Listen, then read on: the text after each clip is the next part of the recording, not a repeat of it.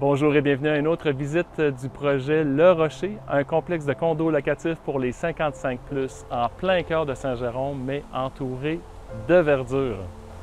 La particularité de ce projet-là pour nos résidents, c'est qu'ils ont pu suivre la construction du jour 1 jusqu'à la livraison. Donc, ils sont arrivés en décembre, il y a des gens qui sont rentrés en janvier, en février également. Et donc, au printemps, il restait l'aménagement extérieur à terminer. C'est fait aujourd'hui. Il y a la piscine qui va être fort appréciée au printemps, à l'été prochain. Le projet s'appelle Le Rocher parce que le lot principal ici était divisé en deux, séparé par un rocher. On se trouve dans la phase 1, dans la partie basse, et on a la partie haute qui accueillera la phase 2. On avait 62 unités dans la phase 1, la phase 2 sera de 72 unités. Comme j'expliquais, on a une visite depuis le jour 1, bien, ça sera la même chose pour la phase 2. Donc, si jamais ça vous intéresse, même si le projet est rempli, on va continuer de faire les vidéos d'avancement pour vous montrer comment c'est bien fait. On a créé un endroit de prestige au centre de Saint-Jérôme. On est vraiment situé près de tout. L'hôpital est peut-être à 6 minutes. Vous avez le Costco, une couple de grands magasins, le boulevard de Martigny aussi qui est accessible. Donc, vraiment un emplacement idéal. Si vous aimez les Laurentides, mais vous ne voulez pas être trop proche de la ville, en fait, c'est un très bon compromis. Dans la suite des choses, aujourd'hui, on rencontre David sur la phase 2, justement. Salut David! Salut mon dame! Bon matin! Bon matin! Il y a eu une petite coupe qui a été faite pour, c'est sûr, toute la superficie du bâtiment, des stationnements, puis qu'il y a un accès pendant la construction, mais on peut voir, là, les piquets d'arpenteurs ont été installés partout autour du terrain pour garder notre fameux 52 % d'arbres dans le projet. C'est ça qui est le fun, c'est quand les limites de terrain, bien, il y a toute une bordure qui a été gardée de bois. Ça paraît gros en ce moment, mais quand le bâtiment va être là, c'est sûr que le bois va être mis plus en valeur. Toute la végétation qui a été gardée, il y a minimum 10 mètres, puis à des endroits, j'ai même fait revenir l'arpenteur pour arpenter des arbres.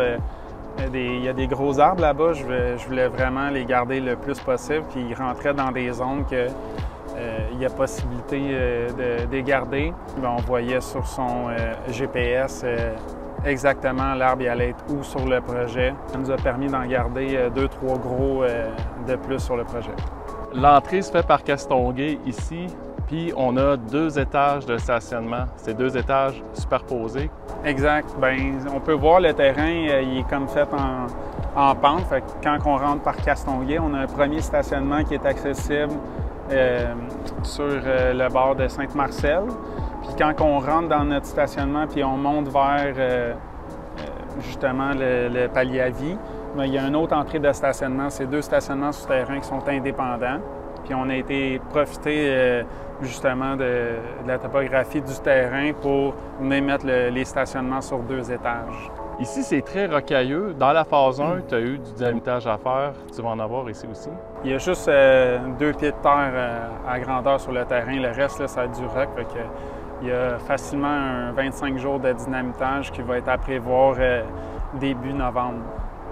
Là, 2 ans environ, là, quand ça a été apporté, ce projet-là, à la ville, toute la zone était, dans le fond, le terrain était prévu pour des types de construction plus petits que... Oui, c'est sûr que c'était complètement différent. Il y avait 20 lots. Donc, il y avait une tranche de 10 lots où ce qu'on est là en ce moment, c'était fait pour du 4 à 8 logements. Puis il y avait une autre tranche de 10 lots avec du 4 à 8. Puis dans le centre, il y avait une rue qui appartenait à la ville. Fait que ce que ça l'aurait fait de garder l'ancien projet, c'est qu'il n'y aurait pas eu le 10 mètres de zone tampon. Là. Il n'y aurait plus d'arbres entre les voisins et entre notre projet. Puis c'est ce qui a permis aujourd'hui de garder 52 % d'arbres, c'est qu'on a concentré les 2 projets vers le centre du terrain, puis on a rassemblé les lots pour faire seulement 2 lots au lieu de 20 lots. L'objectif d'ici la fin de l'année, avant les fêtes, c'est quoi?